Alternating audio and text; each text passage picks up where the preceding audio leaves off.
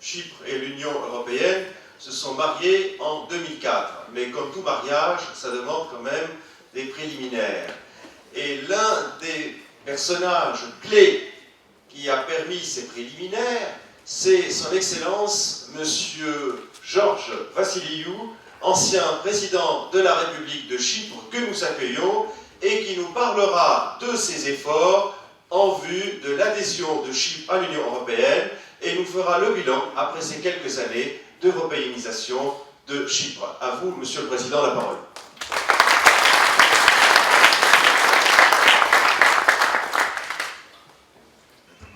Mesdames et Messieurs, chers Eddy, cher secrétaire général et grand ami de Chypre,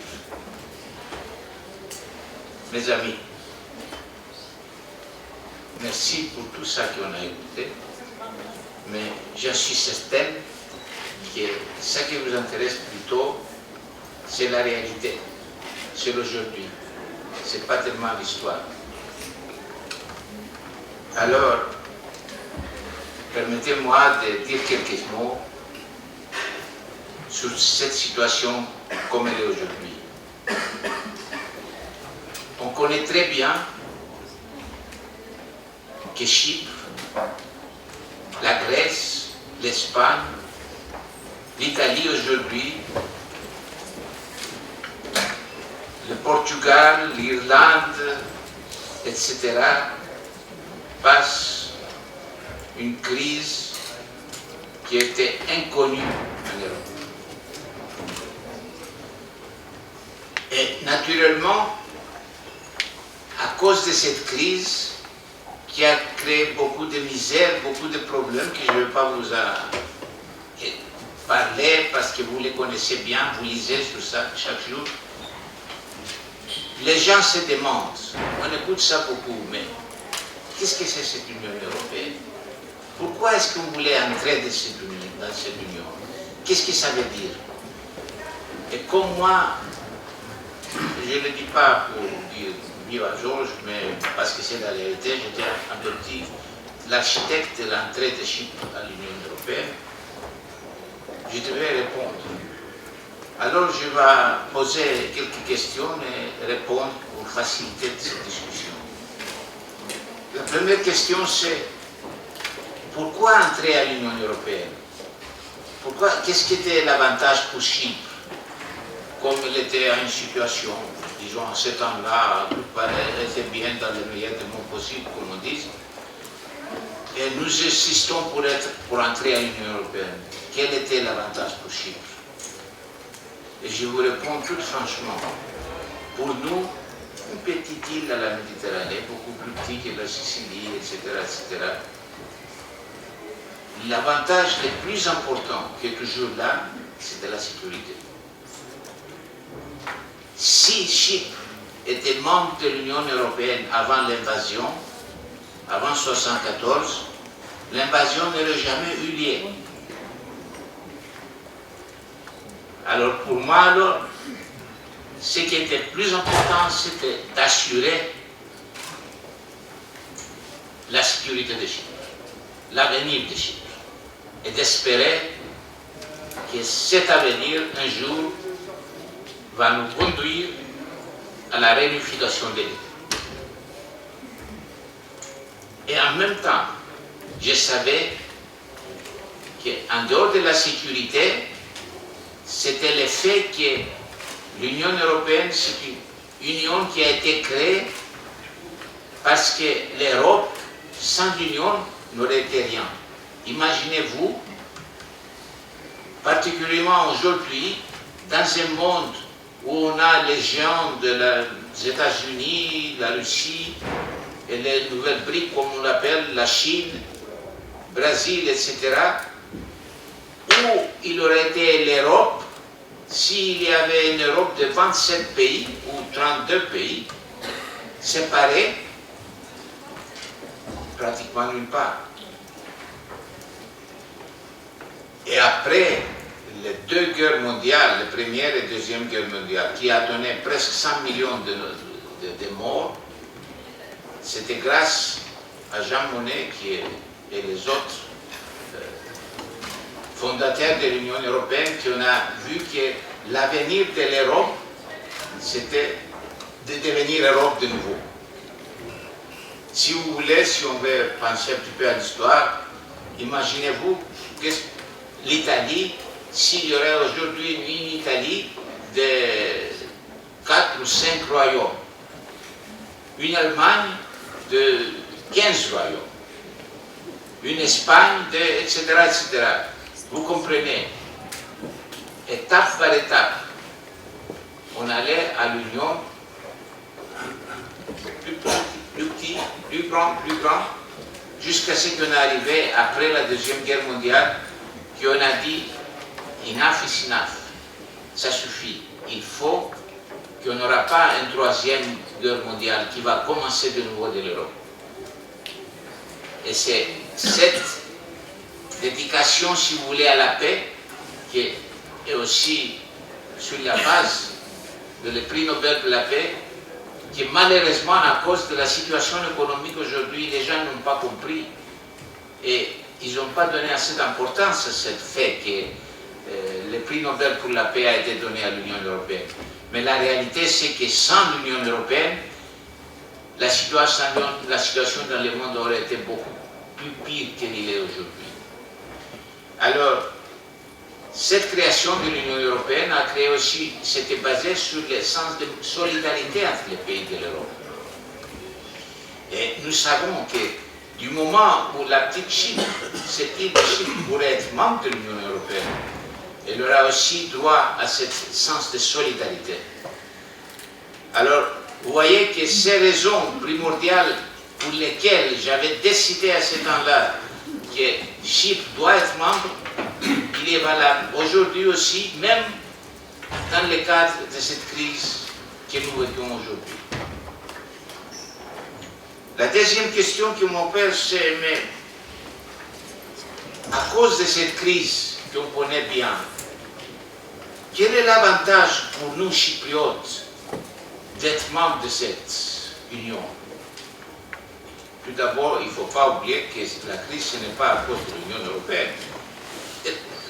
La crise, c'est à cause de la crise mondiale, si vous commencez avec les États-Unis, avec Lehman Brothers, etc., etc.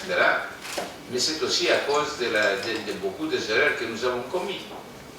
Et aussi la cause de beaucoup des erreurs que notre ami, notre compatriote, notre frère, les Grecs ont commis. Vous connaissez bien les problèmes de la Grèce, parce qu'on parle beaucoup de la crise bancaire de Chypre. Je vous garantis, si vous connaissez très bien, que sans la crise de la Grèce, on n'aura pas eu une crise bancaire en Chypre. C'est la crise de la Grèce qui a comme résultat la crise bancaire de Chypre. Parce que même en 2012, combien de temps on a, cher ami? Vous avez une demi-heure. Vous avez tout le temps, Monsieur le Président. J'ai tous les temps, même les temps On est se très valable. plie devant le Président. On va pas faire tourner le métal. Encore 10 minutes. Une demi-heure. Vous êtes passionnant. Et vous l'étiez et vous l'êtes. Non, les gens ne vont pas dormir ici. Bon, on continue.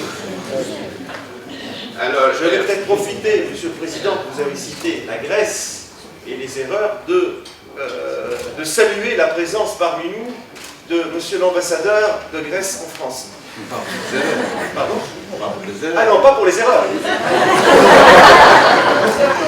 Non, mais la vérité, c'est que on a eu beaucoup d'erreurs en Grèce, etc.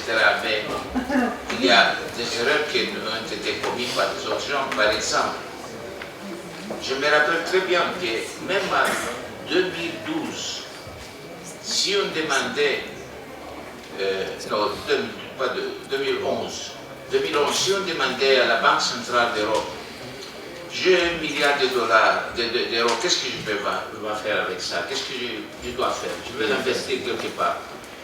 Il vous aurait dit, si vous voulez la sécurité absolue, achetez des bonds de divers pays. Si vous êtes français, vous pouvez acheter des bons français, ou si vous êtes grec, etc., etc. Alors, les gens qui ont investi dans les dettes nationales de chaque pays, ils savaient qu'ils avaient les garanties 100%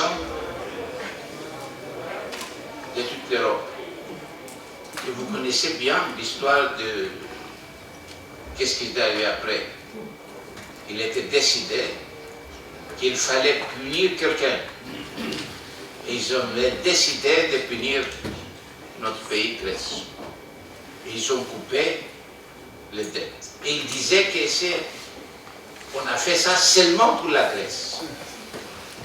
Et en réalité, on paye même aujourd'hui les résultats de ça. Parce que tous les investisseurs internationaux, ils ont pensé, mais si on l'a fait pour la Grèce aujourd'hui, pourquoi ne pas le faire de même pour l'Espagne, pour le Portugal, ou etc., etc. Et les résultats de tout ça, on le vit aujourd'hui. Ça n'a rien à faire avec les erreurs des hommes politiques, la Grèce, etc., etc., que nous le connaissons bien. Mais l'erreur de cette haircut, comme on l'appelle, coiffeur. C'est pas coiffeur en français, il y a le papier. les psy, le PSI, le PSI. C'était vraiment très grand et très douloureux.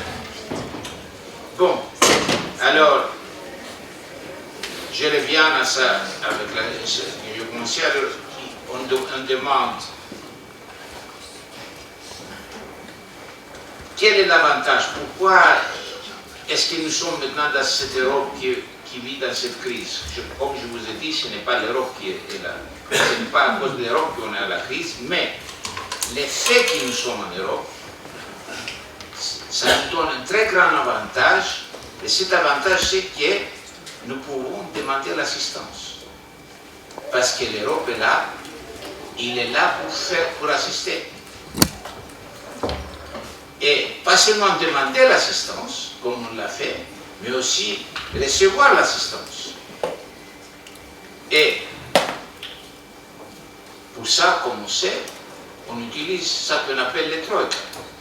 Malheureusement, le nom troïka aujourd'hui, si on le dit à notre ami l'ambassadeur de la Grèce, ils savent que c'est comme si on parle de diable qui est venu de ne sais pas d'où pour nous faire punir tous. Oui, bien sûr, les gens le disent. Mais en réalité, qu'est-ce que c'est les troïkas? Les troïkas, ce n'est rien d'autre que l'excuse pour que nous faisons tout ça qu'il fallait faire et nous ne le faisons pas. Et maintenant qu'on doit le faire en principe, maintenant, on le fait. On réduit les salaires, on prend les mesures sur les structures, sur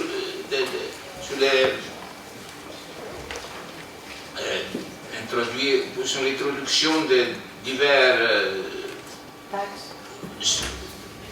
modifications structurales sur les services publics, etc., etc. Et quand on dit, mais on ne dit pas qu'il fallait faire ça, on dit c'est Troïka qui le demande. Alors si vous voulez, ça c'est le plus grand service de l'Europe pour tous les pays. Parce que les gens peuvent toujours trouver quelqu'un d'autre, au lieu de dire que c'est notre faute. Nous comprenons que nous n'avons pas fait ce qu'il fallait et nous avons attendu pour que quelqu'un d'autre vienne nous dire qu'est-ce qu'il faut faire. Mais en tout cas, ça, c'est très important parce qu'à cause de ça, on fait ce qu'il faut faire. Et si vous voulez qu'il y a beaucoup d'avantages parce que nous sommes membres et parce que nous pouvons nous demander de l'assistance et nous avons reçu l'assistance. Mais la troisième question, c'est la suivante. Mais regardez que c'est avec la Grèce. On a un mémorandum numéro 1, mémorandum numéro 2, mémorandum 3, etc. Qu'est-ce que ça... où on va finir avec ça? Qu'est-ce qui va être en Chypre? Et même aujourd'hui, en Chypre, vous pouvez écouter des gens qui disent « Ah, ce mémorandum, c'est seulement le commencement. » Mais là, avec la permission de mon ami l'ambassadeur, il faut dire que j'espère que pour nous, ça sera pas, on ne va pas suivre l'exemple de la Grèce. À mon avis, ça c'est le mémorandum numéro 1 et il est fini. Et pourquoi je dis ça? Je vous donne un exemple. Tout d'abord,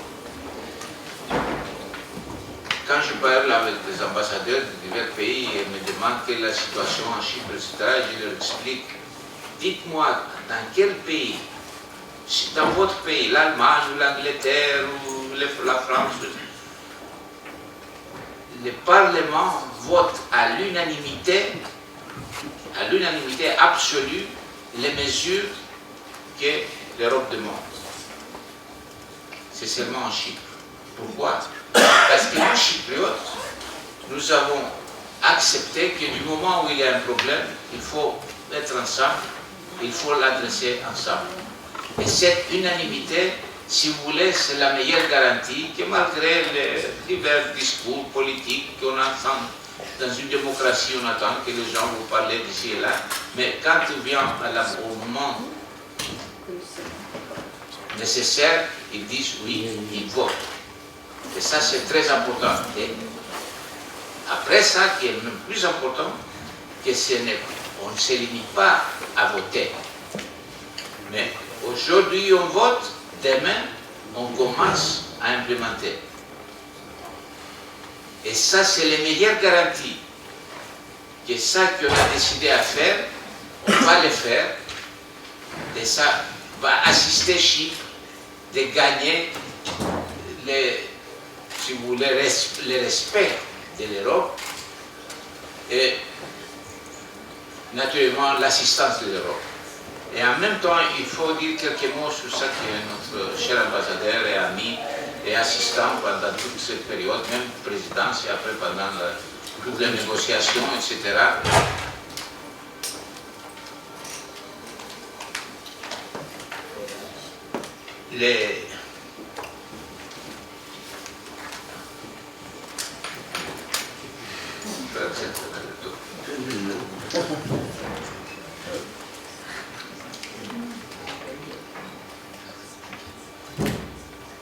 Oui, alors la question maintenant c'est que est-ce qu'il y a un avenir?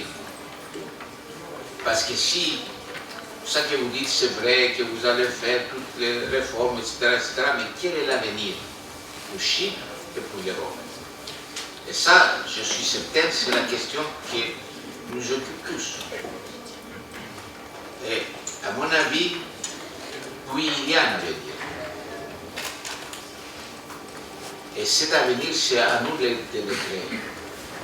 Du moment où on fasse tout ce qu'on est promis, et du moment où on n'accepte pas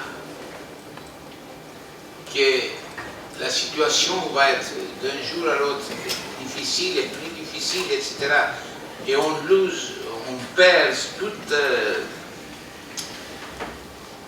tout espoir pour l'avenir, on est fini.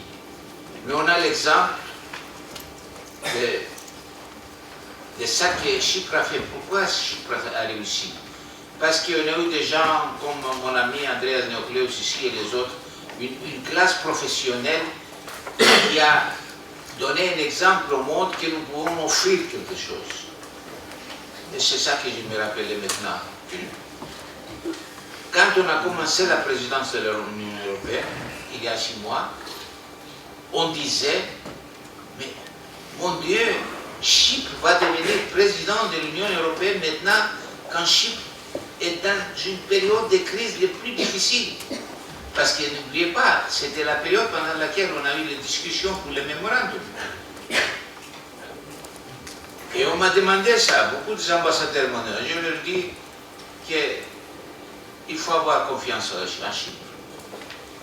Et chers amis, vous pouvez demander, la présidence de la Chypre, c'était une des plus réussies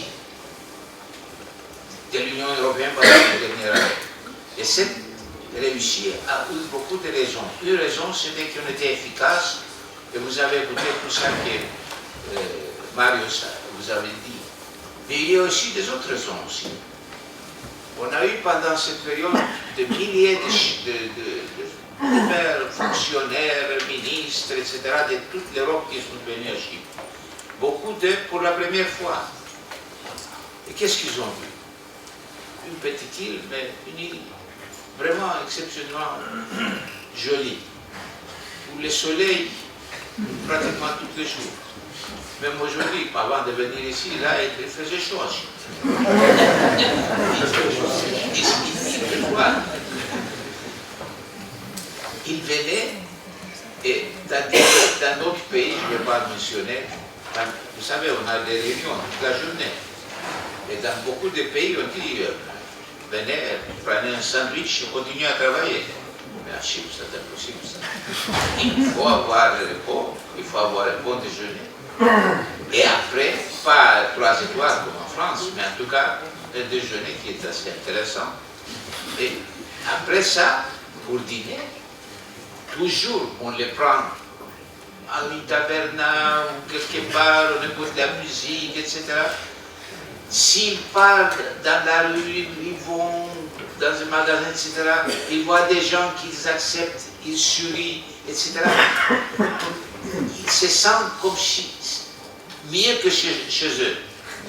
Alors, ils ont compris que les Chypriotes ont un caractère un petit peu différent, un caractère aimant, et c'est pour ça que la présidence a réussi parce que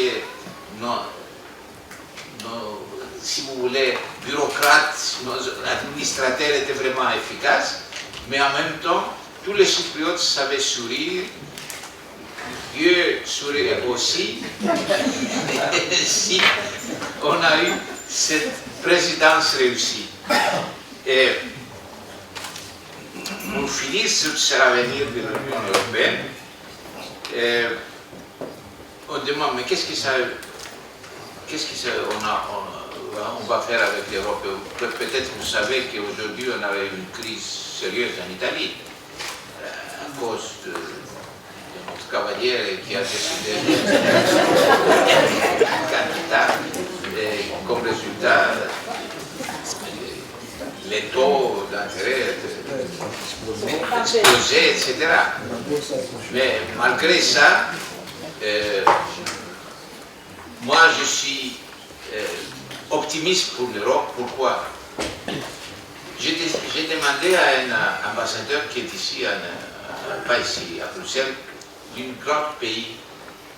Il n'est pas nécessaire de quel pays, ce n'est pas nécessaire, mais il connaît bien l'Europe. Alors, je lui dis, mon ami, qu'est-ce que tu penses? Qu'est-ce qui va devenir avec l'Europe, l'Union européenne? Parce qu'on lit chaque jour des articles dans les journaux que l'Europe va être dissoute, que l'euro ne sera pas là, etc. Vous connaissez ça. Alors il m'a répondu d'une façon tout à fait tranquille. Il a dit, tu connais les crocodiles? Je ne sais pas, qu'est-ce que... Je demandais sur l'Europe, il m'a parlé de crocodiles. Mais il a dit, oui, tu connais, oui, je sais, oui, je connais, mais qu'est-ce qu'il y a? Tu ne sais pas quelles sont les caractéristiques du crocodile? Non, je dis non. Les crocodiles ne peuvent pas aller en arrière. Les crocodiles, seulement, ils peuvent s'arrêter, aller à gauche, à droite ou avancer, mais jamais en arrière. Et c'est ça l'Europe.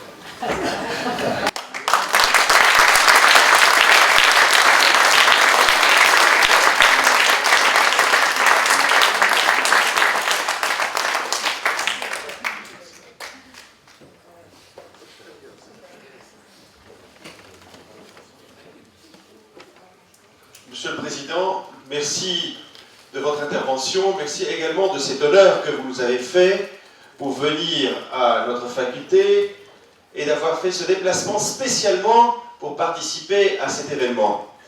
Votre énergie, votre façon de parler m'a projeté du temps quand vous étiez président de la République et où j'ai travaillé sur la question chypriote, bien sûr, également quand son Excellence était secrétaire général des Nations Unies et qui m'avait soutenu dans mes travaux à l'époque de doctorat, en dépit quand même de ses multiples fonctions. Et pour parler toujours de cette marche chypriote en vue de l'Union européenne, il y a quand même un caractère incaché que vous avez pu remarquer, européen, francophone, je dirais même francophile, quand on voit quand même, on est étonné que Chypre, quand même, qui était une colonie anglaise. Et en principe, tout le monde parle l'anglais. Ce qui est étonnant, c'est de voir un président de la République de Chypre qui parle, comme vous avez pu voir, un français impeccable. Ah si, monsieur le président, je vais vous féliciter pour ça. Et si c'était le cas, et monsieur l'ambassadeur, bien entendu, et il parle également l'hongrois, mais ce qui nous intéresse quand même dans notre auditoire, c'est le français. Et monsieur le président, vous méritez vraiment un prix, je dirais, de la francophonie.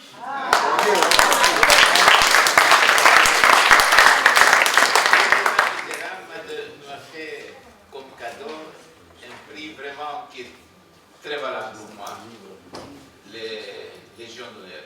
C'est ce que j'ai vu.